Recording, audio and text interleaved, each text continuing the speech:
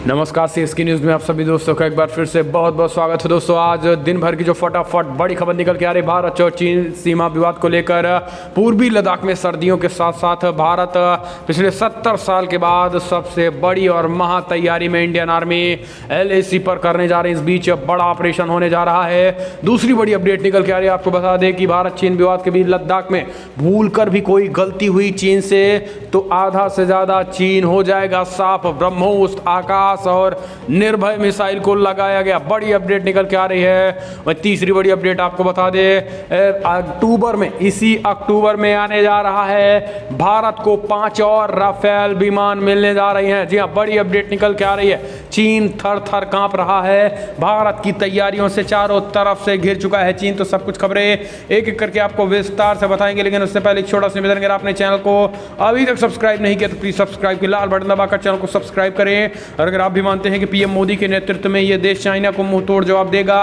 और अगर आपको इंडियन आर्मी पर पूरी तरीके से भरोसा है तो लाइक करके इस वीडियो को फैला दीजिएगा। दरअसल कमेंट के माध्यम से भी दोस्तों जय हिंद लिखना मत भूलिएगा। दरअसल पहली बड़ी अपडेट निकल के आ रही है, आपको बता दें पूर्वी लद्दाख में सर्दियों के लिए भारतीय सेना ने की तैयारी। दशकों बाद चलाया, 70 साल बाद लगभग चलाया सबसे बड़ा ऑपरेशन LAC में। दरअसल भारतीय सेना कई दशकों के बाद अपने सबसे बड़े सैन्य भंडारण अभियान के तहत पूर्वी लद्दाख में ऊंचाइयों वाले क्षेत्रों में लगभग 4 महीने की भीषण सर्दियों के मद्देनजर टैंक, भारी हथियार, गोला बारूद, ईंधन के साथ ही खाद्य और आवश्यक वस्तुओं की आपूर्ति में लगी हुई है। सैन्य सूत्रों ने रविवार को यह जानकारी दी। उन्होंने कहा है कि शीर्ष कमांडर के समूह के साथ थल सेना प्रमुख एवं नरवणे इस विशाल अभियान में निजी तौर से जुड़ गए हैं। इसकी शुरुआत जुलाई के मध्य से हो गई थी और अब यह पूरा होने जा रहा है। सूत्रों ने कहा है कि खासी संख्या में T-19 टैंक और T-72 टैंक तोप अन्य वाहनों को भी विभिन्न संवेदनशील इलाकों में पहुंचाया गया है। इस अभियान के तहत सेना ने 16,000 फुट के ऊंचाइयों पर तैनात जवानों के लिए बड़ी मात्रा में कपड़े, टेंट, खाद्य सामग्री, संचार उपकरण, ईंधन, हीटर, अन्य वस्तुओं की ढुलाई की है। ऐसे में दोस्तों एक बात तो क्लियर है कि इतनी जल्दी भारत और चीन का मुद्दा सॉल्व होने वाला नहीं है। एक वरिष्ठ सैन्य अधिकारी ने नाम न छापने की शर्त में बताया है कि जब तक यह सबसे बड़ा साजो सामान लॉजिस्टिक अभियान है जो आज़ादी के बाद लद्दाख में पूरा किया जा रहा है, और ये विशाल स्तर पर है और ये चीन के खिलाफ महा तैयारी और महा आगाज हो रहा है, क्योंकि अभी तो ये ट्रेलर है, पिक्चर पूरी बाकी है। चीन के खिलाफ महायुद्ध का महा ऐलान है। हम चलते हैं अगली अपडेट लेते हैं। लद्दाख में भूल कर भी अगर एक गलती चीन ने किया तो आधे से ज़्यादा तिब्बत पे होगा भारत का कब्जा। हर खतरे से निपटने के लिए ब्रह्मोस और आकाश और निर्भय मिसाइलें पूरी तरीके से है तैयार। दरअसल भारत चीन के विवाद लद्दाख में महीनों से चले आ रहे सीमा विवाद की वजह से किसी भी संभावित खतरे से निपटने के लिए भारतीय सेना ने पूरी तैयारी कर ली है। सेना ने लद्दाख के वास्तविक नियंत्रण रेखा पर सैनिकों की बड़ी संख्या में तैनाती कर रखी है। इस बीच सेना ने 500 किलोमीटर रेंज वाली ब्रह्मोस क्रूज मिसाइल, सतह पे हवा में मार करने वाली आकाश मिसाइल और 800 किलोमीटर की रेंज वाली निर्भय मिसाइल को भी तैयार कर रखा है। वहीं पीपल्स लिबरेशन आर्मी के पश्चिमी थिएटर कमांडर ने लद्दाख गतिरोध शुरू होने के बाद तिब्बत और सिंजियांग में 2000 किलोमीटर रेंज वाली सतह से हवा में मार करने वाली मिसाइलें, हथियारों को तैनात कर दिया है। आपको बता दें, इस मामले में परिचित लोगों ने सहयोगी अखबार हिंदुस्तान टाइम्स को बताया है कि सुपरसोनिक ब्रह्मोस, सबसोनिक निर्भय आकाश को पूरी तरीके से अलर्ट मोड पे रखा गया है और ये भारत की तैयारी है जो चीन को आज मुंह की खाने और बैकफुट पर होने को मजबूर कर रही है। तो दोस्तों इंडियन आर्मी के लिए जय हिंद जरूर लिखिएगा। हम चलते हैं अगले अपडेट। भारतीय सीमा पर सैनिकों की संख्या बढ़ा रहा है नेपाल। एक और बॉर्डर आउटपोस्ट बनाया है। दरअसल पिछले कुछ समय से भारत और नेपाल के बीच सीमा विवाद को लेकर संबंध कुछ सही नहीं चल रहे हैं। इसी कड़ी में जहां नेपाल ने पहले भारतीय इलाकों को अपने नक्शे में शामिल कर लिया और अब सीमा पर लगातार सैनिकों की संख्या बढ़ाने में जुट गया है। चीन के इशारे पर भारतीय क्षेत्र को काला पानी, लिपियाधुरा को अपने नक्शे में शामिल करने वाले पड़ोसी देशों ने उत्तराखंड के साथ लगती सीमा पर सुरक्षा बलों की भी तैनाती बढ़ाने के लिए रविवार को एक और बॉर्डर आउटपोस्ट का निर्णय किया है। नेपाली न्यूज़ वेबसाइट कांतिपुर की खबर के मुताबिक नेपाल ने दार्चुला जिले के महाकाली नगर पालिका 9 की सीमा पर स्थित दत्तू में सशस्त्र पुलिस बल की एक बॉर्डर आउट पोस्ट स्थापित किया गया है। सशस्त्र पुलिस बलों ने जी हाँ, सशस्त्र पुलिस के उप महानिरीक्षक हरिशंकर बुधाधोकी ने शनिवार बीजेपी का उद्घाटन भी किया है। ये बड़ी अपडेट निकल के आ रही है। हम चलते हैं अगली बड़ी खबर आपको बता दें। भारत को मिले 5 और राफेल विमान मिलने जा रहे हैं। अक्टूबर में लाए स्वदेशी राफेल आने जा रहे हैं। फ्रांस ने भारत को 5 और राफेल जंगी विमान सौंप दिए गए हैं। माना जा रहा है कि अक्टूबर में दूसरे बैच के ये 5 और राफेल विमान भारत पहुंचेंगे। इन्हें पश्चिम बंगाल में कलई कुंडा एयरफोर्स स्टेशन पर तैनात किया जाएगा, जो चीन से लगती हुई पूर्वी सीमा की रखवाली करेंगे। राफेल के पहले बैच में शामिल 5 विमानों को 10 सितंबर को एक औपचारिक कार्यक्रमों के दौरान भारतीय वायुसेना में शामिल किया गया था। राफेल की तैनाती अंबाला एयरफोर्स स्टेशन पर की गई है।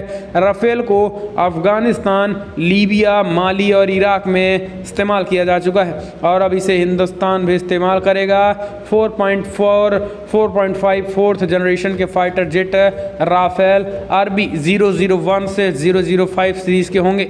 और आपको बता दें, अंबाला एयरफोर्स स्टेशन में राफेल की तैनाती के लिए एक ऐसी स्क्वाड्रन को जिंदा किया गया जिसे एयरफोर्स ने समाप्त कर दिया है। आपको बता दें, स्क्वाड्रन का नाम है 17 गोल्डन एरो। पिछले साल वायुसेना के पूर्व अध्यक्ष VS धनोआ ने इसको जिंदा किया था। और आपको बता दें, ये फिलहाल अब सरहद पर लगने जा रहा है चीन के खिलाफ। हम चलते हैं अगली अपडेट लेते हैं। आपको बता दें, मानवाधिकार परिषद में भारत की 2 टूक अल्पसंख्यकों के साथ बर्बरता का अड्डा बन चुका है पाकिस्तान। आपको बता दें, भारत ने पाकिस्तान को एक बार फिर से अंतर्राष्ट्रीय मंच पर लताड़ लगाई है। भारत ने संयुक्त राष्ट्र मानवाधिकार परिषद के 45वें सत्र में पाकिस्तान पर हमला बोलते हुए कहा है कि इस्लामाबाद अल्पसंख्यकों के साथ बर्बरता करने का अड्डा बन चुका है। इसके साथ ही कहा गया है कि पाकिस्तान द्वारा भारत पर लगाए जा रहे आरोप उनके दुष्प्रचार करने के एजेंडा का हिस्सा है। भारत ने UNHRC के सत्र में कहा है, परिषद के लिए ये चिंता का विषय होना चाहिए। भारत के खिलाफ दुर्भाग्यपूर्ण भावना प्रचार करने के पाकिस्तान लगातार इस फोरम का दुरुपयोग करता रहता है। भारत के खिलाफ पाकिस्तान के किसी भी तरह के आरोपों से उनके यहाँ अल्पसंख्यकों और लोगों की आवाज़ दब नहीं सकती है। सत्र में भारत ने कहा है कि पाकिस्तान में धार्मिक और जातीय अल्पसंख्यकों के भाग्य को अच्छी तरीके से जाना जाता है। जब धर्म की स्वतंत्रता के बदले में वहाँ केवल एक ही विकल्प है और उनका सिर काटना।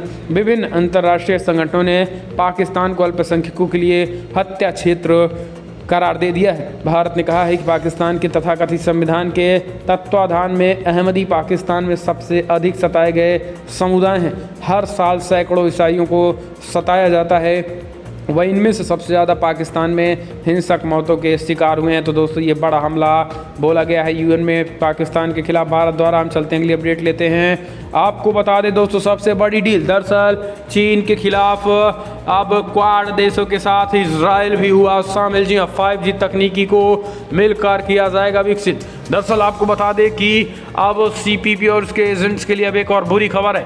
भारत और जापान ने कई महीनों से चल रही अटकलों की पुष्टि करते हुए आधिकारिक रूप से 5G तकनीकी के विकास में साझेदारी करने का निर्णय कर लिया है।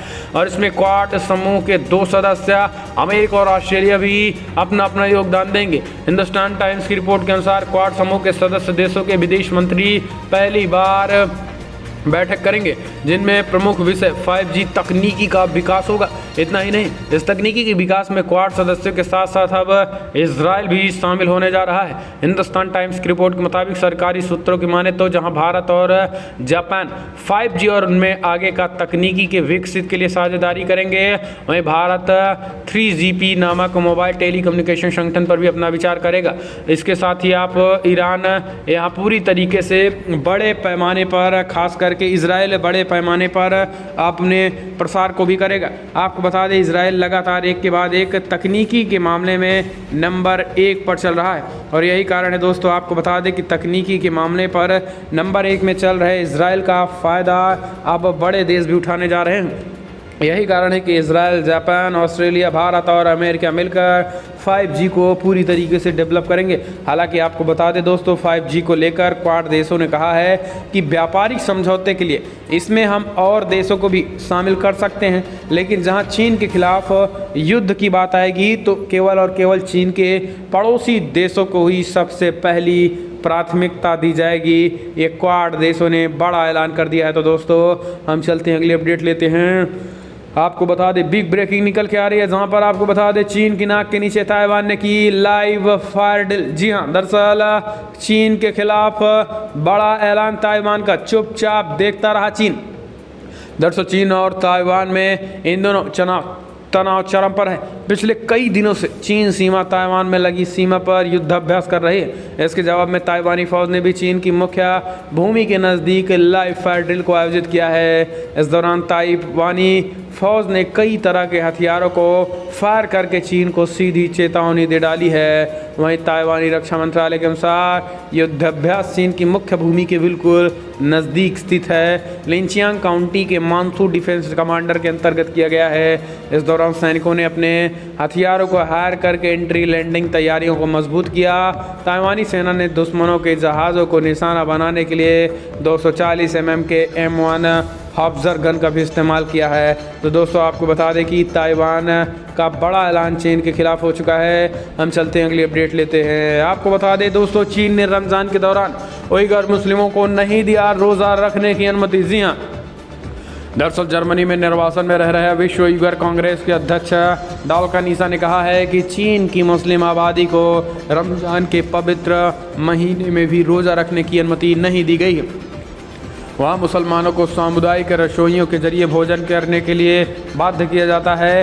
तिरुवनंतपुरम स्थित centre for policy and development studies द्वारा उइगर मुस्लिमों को और चीन द्वारा उनके मानवाधिकारों के उल्लंघन विषय पर आयोजित एक वेबिनार में ईसा ने इस बात को कहा है।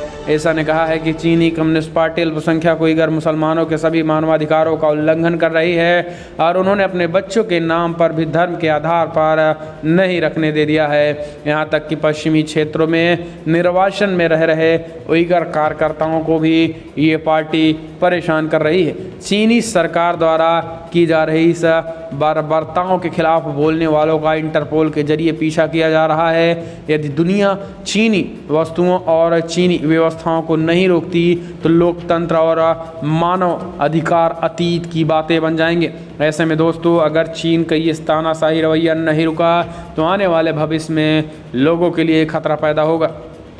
हम चलते हैं अगली अपडेट लेते हैं। लद्दाख पर्वतीय परिषद का चुनाव का बहिष्कार वापस, लेह प्रतिनिधिमंडल को सरकार ने मनाया।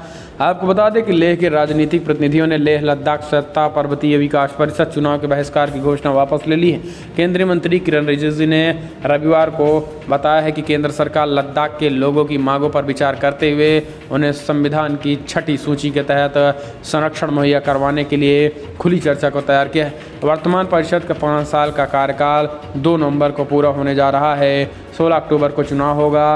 किरण रिजिजू ने पत्रकारों को बताया है कि पिछले वर्ष संसद ने लद्दाख को केंद्र शासित प्रदेश बनाने का ऐतिहासिक निर्णय लिया था। इसके बाद लद्दाख के लोगों ने अपनी भाषा, आबादी, जातीयता, भूमि व रोजगार के संरक्षण के लिए संवैधानिक प्रावधानों को भी मांग रखी थी। इसी को लेकर उन्होंने चुनाव बहिष्कार की घोषणा की थी। उनके प्रतिनिधि के रूप में 3 सदस्यीय मंडल ने शनिवार को गृहमंत्री अमित शाह, गृहमंत्री किशन रेड्डी और युवा मामलों के मंत्री किशन रिजिजू से बात भी की गई थी। हम चलते हैं अगली अपडेट लेते हैं। दोस्तों आपको बता दें, फरार गैंगस्टर, जी हाँ, यूपी से एक और बड़ी अपडेट निकल के आ रही है, जहाँ पर फरार गैंगस्टर को मुंबई से पकड़ कर ला रही यूपी पुलिस की गाड़ी फिर से पलटी, फिर से आरोपी को हुई मौत। बड़ी खबर निकल के आ रही है। दरअसल आपको बता दें, गैंगस्टर एक्ट के फरार आरोपी को मुंबई से पकड़कर ला रही यूपी पुलिस की गाड़ी रविवार को दोपहर को संदिग्ध हालात में मध्य प्रदेश में दुर्घटनाग्रस्त हो गई।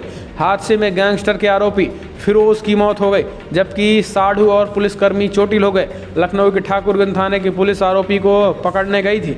इंस्पेक्टर ठाकुरगंज राजकुमार के अनुसार बहराइच निवासी फिरोज 58 साल के खिलाफ ठाकुरगंज थाने में वर्ष 2014 में यूपी गैंगस्टर एक्ट के तहत मुकदमा दर्ज किया गया था। इसके बाद फिरोज फरार चल रहा था। तलाश में जुटी पुलिस को सर्विलांस की मदद से कुछ दिन पहले फिरोज के मुंबई में होने की सूचना मिली थी। इसके बाद sub inspector Jagdish Pandey, constable Sanjeev Singh अपने 7 आरोपियों के साथ साढ़ू अफजल को लेकर मुंबई गए थे। आपको बता दें, फिरोज मुंबई के नाला सुपारा की झुग्गी बस्ती में रह रहा था। गिरफ्तारी के बाद पुलिस टीम शनिवार रात को लखनऊ से रवाना हुई और रविवार की मध्य प्रदेश के गुना जिले के चचौड़ा थाना क्षेत्र के पखरिया पुला टॉप के पास पुलिस का वाहन पलट गया। हादसे में गैंगस्टर के आरोपी फिरोज़ की मौत हो गई। तो दोस्तों ये बड़ी अपडेट निकल के आ रही है। हम चलते हैं अगली जो अपडेट लेते हैं दोस्तों। आपको बता दें कंगना रनौत मामले में हाई कोर्ट ने संजय राउत से पूछा, बताएं किसे कहा था हरामखोर। जी हाँ, आपको बता दें कि कंगना रनौत के दफ्तर में तोड़फोड़ को लेकर सोमवार को बॉम्बे हाई कोर्ट उच्च न्यायालय ने सुनवाई की। इस दौरान अदालत में विवादित शब्द हरामखोर भी गूंजा। इस पर अदालत ने कहा कि संजय राउत को ये बताना होगा कि उन्होंने ये शब्द किसके लिए इस्तेमाल किया था। दरअसल सुनवाई के दौरान वरिष्ठ वकील डॉक्टर वीरेंद्र सराफ ने एक वीडियो क्लिप चलाया जिसमें रावत वो हरामखोर लड़की कहते हुए सुनाई दे रहे थे। अदालत ने डॉक्टर सराफ से रनौत के सभी ट्वीट्स और रावत के पूरे वीडियो साक्षात को प्रस्तुत करने को भी कहा है। तो ऐसे में दोस्तों मामला पलट गया। चलते हैं अगली अपडेट लेते हैं। आपको बता दें बिहार एनडीए में तय हुआ सीटों का बंटवारा 104 सीटों पर जदयू तो 100 सीटों पर लड़ेगी बीजेपी। दरअसल बिहार विधानसभा चुनाव को लेकर राष्ट्रीय जनतांत्रिक गठबंधन यानी एनडीए में सीटें बंटवारों का फॉर्मूला करीब लगभग तय हो चुका है। सूत्रों से मिल रही जानकारी के मुताबिक राज्य की कुल 243 विधानसभा सीटों में जदयू के खाते में 104 सीटें गई हुई। वहीं भाजपा 100 सीटों पर चुनाव लड़ेगी, जबकि चिराग पासवान की लोजपा 30 सीटों पर प्रत्याशी उतारेगी। बता दें कि हाल ही में एनडीए के साथ आई जीतनराम मांझी को भी लगभग 4 सीटें दे दी गई हैं। और इस बीच दोस्तों आपको बता दें कुछ और सीट अभी जो बची हैं। माना जा रहा है कि इस बार खास करके कांग्रेस पार्टी के छोड़कर साथ में यार लोजपा प्रमुख उपेंद्र कुशवाहा को भी ये सीटें दी जा सकती हैं। दोस्तों हम चलते हैं अगली अपडेट लेते हैं। बिग ब्रेकिंग निकल के आ रही है जहां पर बिहार में बन गया नया गठबंधन। पप्पू यादव चंद्रशेखर ने रखी नई पीडीए की न्यूज़। जी हाँ, दरअसल आपको बता दें दोस्तों बिहार में अक्टूबर नवंबर में होने वाले विधानसभा चुनाव के मद्देनज़र कई दलों के बीच सीट बंटवारे को लेकर रस्साकसी जारी है। वहीं मतदान से पहले नए सियासी समीकरण बन रहे हैं और उन्हें बिगाड़ने का सिलसिला भी बरकरार है। वहीं पप्पू यादव की जन अधिकार पार्टी, चंद्रशेखर आज़ाद की आज़ाद समाज पार्टी, बीएमपी की और social democratic party of India ने मिलकर नए गठबंधन की नींव रख दी है। इस गठबंधन को प्रोग्रेसिव डेमोक्रेटिक अलायंस नाम दे दिया गया है। इस गठबंधन की घोषणा करते हुए पप्पू यादव ने कहा है कि बिहार को किस तरह जंगल राज से मुक्त कराना होगा उसे ध्यान में रखते हुए इस गठबंधन की नींव रखी गई है। ये बड़ी अपडेट निकल के आ रही है। तो दोस्तों फिलहाल आज की बड़ी खबर इतना है, लेकिन अगर आपको वीडियो पसंद आए तो लाइक करें, शेयर करें, कमेंट के माध्यम से आप अपनी राय देना ना भूलें। इस वीडियो में इतना ही। जय हिंद, वंदे मातरम।